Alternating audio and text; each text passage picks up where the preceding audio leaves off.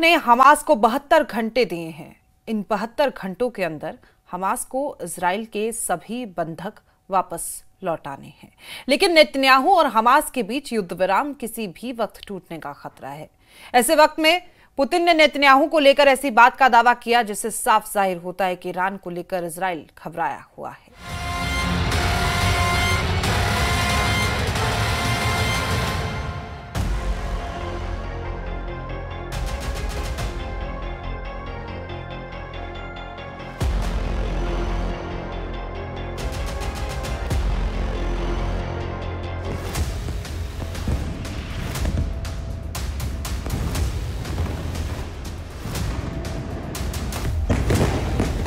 Israel बोरिया बिस्तर समेट रहा है।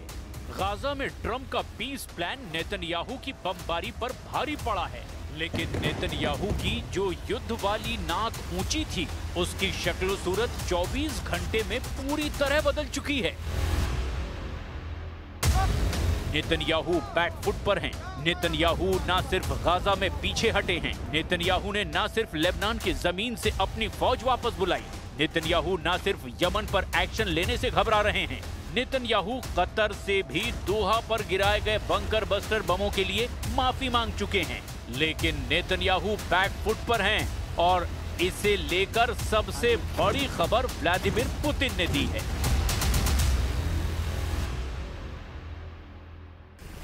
व्लादिमीर पुतिन ने बड़ा दावा किया है।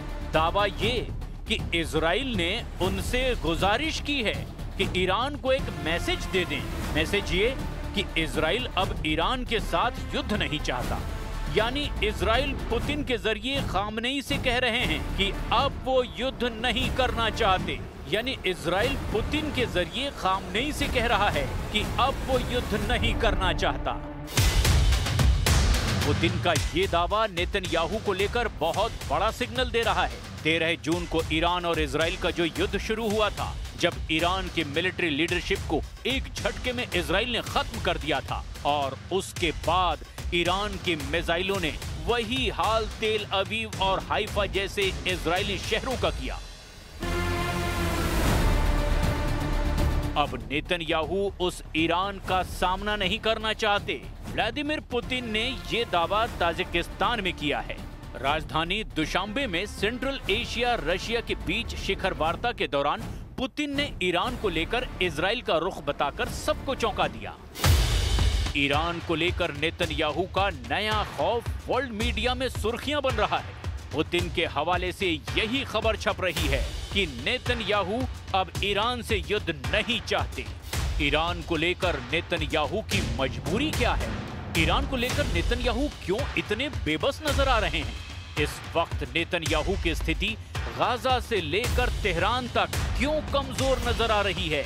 इसे समझने के लिए पुतिन और नेतन्याहू के बीच 7 अक्टूबर को ही फोन कॉल की कुछ डिटेल समझ लीजिए। इस फोन कॉल को लेकर रिपोर्ट है कि नेतन्याहू ने पुतिन से कहा कि आप ईरान को फाइटर जेट और बाकी हथियार ना सप्लाई कीजिए, और ईरान और रूस के बीच इस वक्त सुखोई 35 की डील को लेकर बात चल रही है। रिपोर्ट है कि नेतन्याहू ने इशारा किया कि अगर आप ईरान को हथियार सप्लाई करेंगे तो इजराइल यूक्रेन को हथियार पहुंचाएगा।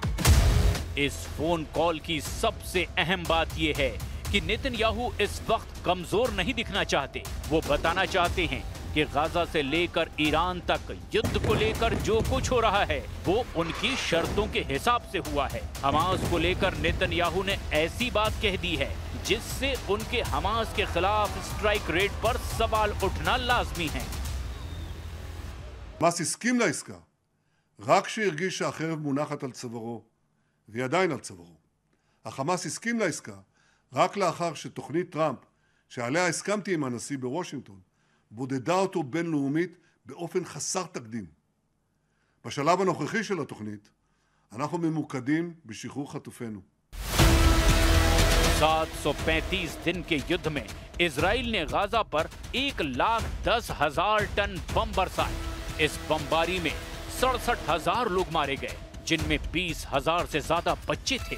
इस बमबारी में 2,500 परिवार पूरी तरह से खत्म हो गए। इजराइल की बमबारी में 1,70,000 लोग घायल भी हुए। अब हमास को लेकर इजराइल के एक्शन में ये बात साफ है कि गाजा में हमास की लीडरशिप पूरी तरह खत्म हो गई।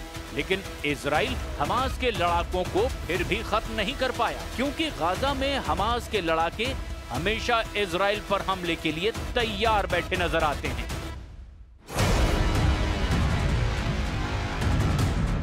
यही वजह है कि बंधकों को छुड़ाने का दबाव और हमास के खिलाफ निर्णायक कामयाबी न मिलने की वजह से अब नेतन्याहू को बैकफुट पर आना पड़ा और डोनाल्ड ट्रंप के जरिए गाजा में जो युद्ध विराम हुआ है उसे नेतन्याहू के कमजोर युद्ध का नतीजा माना जा रहा है। तस्वीरें अब सामने हैं। इजराइल की सेना गाजा में अपना बोरिया बिस्तर समेट रही है। गाजा में डोनाल्ड ट्रंप का शांति मिशन नेतन्याहू की बमबारी के सामने भारी पड़ा है और नतीजतन नेतन्याहू की युद्ध ना खत्म करने वाली जिद कमजोर पड़ी है। साफ है कि नेतन्याहू बैकफुट पर हैं। वो गाजा से पीछे हटने को मजबूर हुए हैं। दक्षिण लेबनान से उनको सेना वापस बुलानी पड़ी है। वहां भी इजराइल का युद्ध सिर्फ हवाई हमलों तक ही सीमित रहा है।